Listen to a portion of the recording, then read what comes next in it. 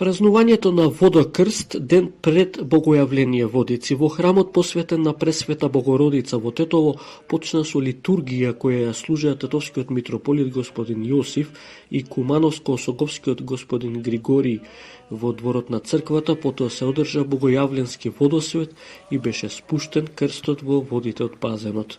По крстот скокнаа тројца верници, а најмладиот од нив, 29-годишниот Дарко Трајчевски, успеа да го фати осветениот крст. И по прв пат се фрлям по крстот. Им посакувам прво здравје, среќа, мир, љубов на свите. Владиката Јосиф во својата беседа потсети дека во православната црква има две осветувања на вода, големо и мало. Големото осветување се врши два пати во годината.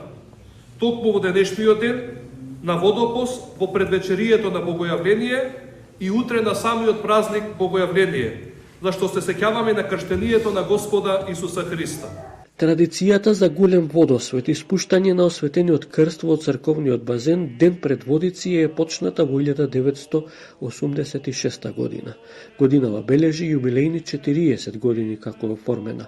Идејата била на луѓето од диаспората, а благословена од тогашниот владика господин Кирил.